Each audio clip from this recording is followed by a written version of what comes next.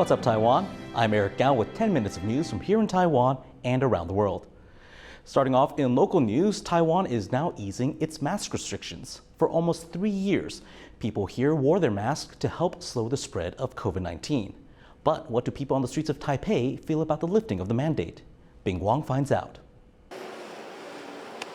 After almost 3 years, Taiwan is lifting its mask mandates.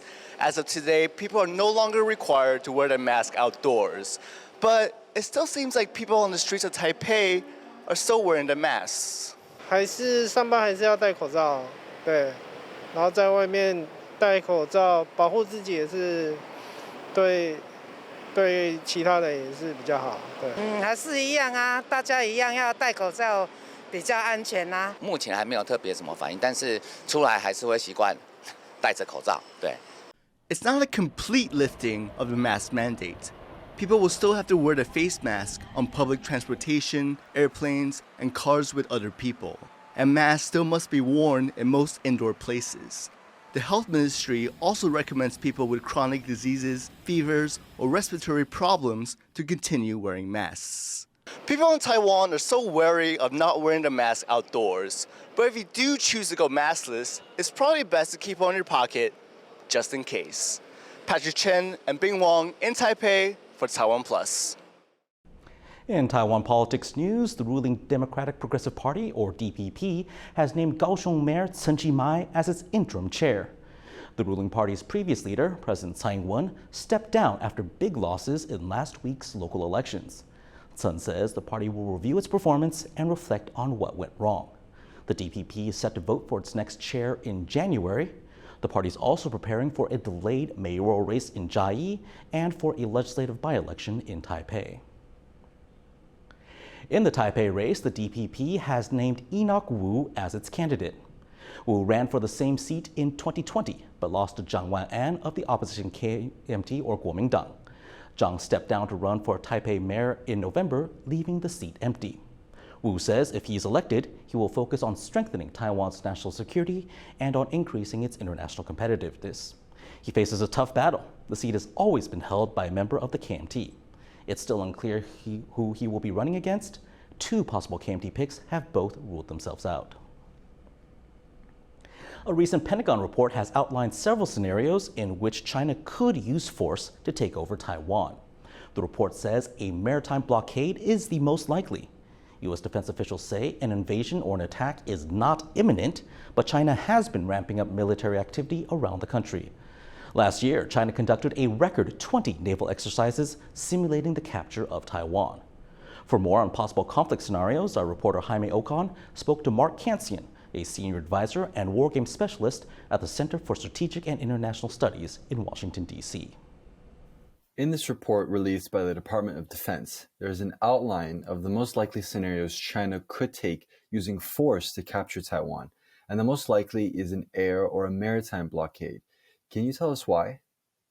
The consensus in Washington is that a blockade would be less risky for China. It would not involve immediate direct confrontation with U.S. military forces, but on the other hand would put Taiwan under a lot of pressure, economic, political, to conform to the Chinese Communist Party's wishes. It's not the most dangerous. Of course, the most dangerous would be an actual invasion, and that can't be ruled out, but blockade would be the most likely. Now, a blockade might also escalate to a intense conflict. If the United States, for example, tried to push convoys through the blockade into Taiwan, which I think would be highly likely, then the Chinese would have to attack U.S. ships to stop those convoys, and that might escalate to more general conflict. One of the last options outlined in this report is a full-scale invasion. Can you talk a little bit about why this would be so difficult to accomplish? Well, a full-scale invasion would, of course, be the most dangerous, and China has threatened that. It's very difficult for 2 reasons. The first is that Taiwan is an island, and it requires crossing a body of water. It's not a very large body of water, but it still requires shipping and offloading which are very complicated operations that took the United States years to develop the techniques to do that in the Second World War. It's not like Russia crossing a land border into Ukraine and being able to supply directly. The second thing is that Taiwan is a very easy island to defend. There's a rugged set of mountains in the center. The two coastal plains are intersected by cities and rivers, and the Taiwanese military forces could put up substantial resistance and really hold the Chinese invading forces back. That was our reporter Jaime Ocon speaking with Mark Kansian from the Center for Strategic and International Studies. It's eel fishing season in Taiwan's northeast, and fishing boats are swarming to the area. But this is causing headaches for locals, whose vessels are now floundering to get out of the harbor. Hundreds of boats all in one place. This is Wusi Harbor in northeastern Taiwan. Normally home to around 250 vessels, the harbor is now teeming with more fishing boats. Fishers from all over the country have descended on Wusi for its annual eel fishing season. But the additional boats crammed into the same small space have caused a bit of a slippery situation, one that locals are not hooked on. 当然有影响啊，想要出去钓鱼也不能出去进来，回来也回不来啊。先出去，他要先出去，他一个绑里面又要先出去，又要所以意见不合，意见就不合啦。 And this isn't a fluke. It's a recurring issue each fishing season. Sometimes the overcrowding has led to collisions, causing financial losses and greater animosity between the residents and visitors. Locals say it's because the allocation of harbor space is not up to scale, and outside boats are not required to apply for spaces before they arrive. Authorities are now catching up to try and resolve the overcrowding problem. 从明年开始，外籍的大型管筏来到乌石渔港，一定要经过事先的申请才能够进来。 But that's still a year away. Until then, boats in Wusi Harbor will be packed like fish in a can. Klein Wong and Eric Gao for TaiwanPlus. A Norwegian triathlete who became famous in Taiwan for competing in a hat from a local temple has arrived in the country. Gustav Eden first caught the attention of people in Taiwan in 2019 when he posted a photo of himself crossing the finish line at an Ironman competition in France. In that shot, he was wearing a hat bearing the name of a temple in central Taiwan's Danghua County. Since then, he has gone on to win 9 triathlons while wearing that hat, which he picked up by chance on a street in Tokyo.